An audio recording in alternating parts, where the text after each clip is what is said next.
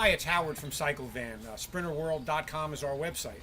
What we're showing today is a center console for the Sprinter between the two front seats in two styles. We got this nice black upholstered one, and we got this nice commercial looking cab box that you can put hanging files in. They fit right between the seats. They have enough clearance for the emergency brake, and the installation is made way easier than it could be with the oddly shaped floor by using this cool bracket kit that we make.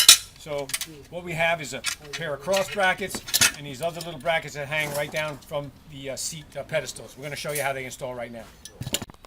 So what we're going to do is we're going to take out these two bolts on the slide track, and we're going to slide these brackets underneath, right between the slide track and the pedestal. So we got ourselves an impact wrench with a 7/16 socket on it, and we slid the seat all the way back, and we're going to pop these bolts out.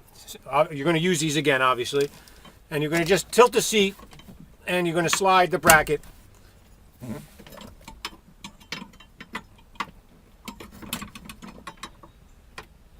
right in. Push it all the way in and get the bolt in, and then we're going to tighten it back up, and we're going to slide the seat forward and do the same back here.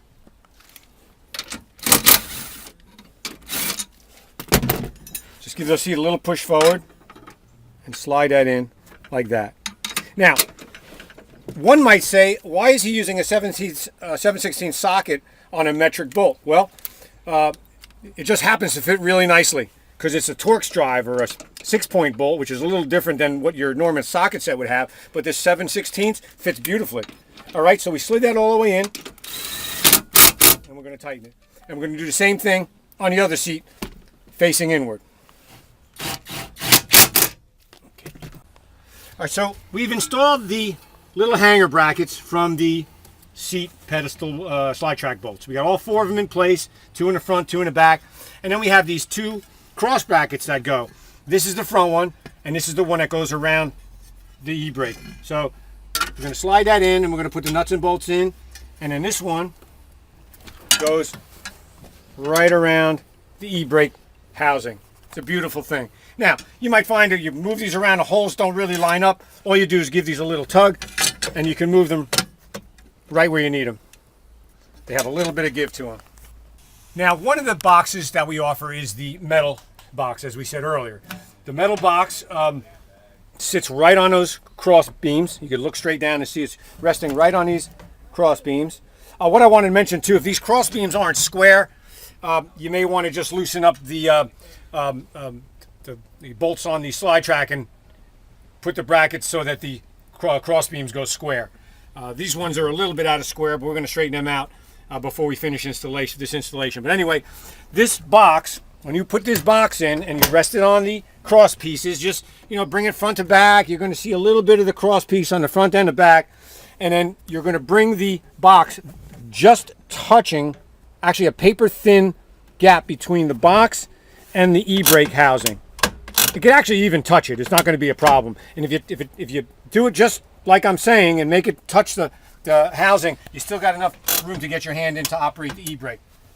And then on the inside, you open up the box, and you got the washer and a self-drilling screw, and you're going to go in and screw that through the bottom of the box right into the aluminum cross rail, and the installation is pretty much complete once you vacuum up little chips and stuff, and then that's it. Now the upholstered console is going to install down onto those cross rails the same way. It's a little narrower than the metal one though, so you're going to center this between the armrests. You're going to center this a little differently, and you got a little bit bigger gap over here between the e-brake and the housing of the box, because this is a little thinner. So the principle's the same, whereas you're going to go inside this box with a screw gun and use these self-drilling screws to go through the bottom of the plywood base of this box right into the metal cross rails.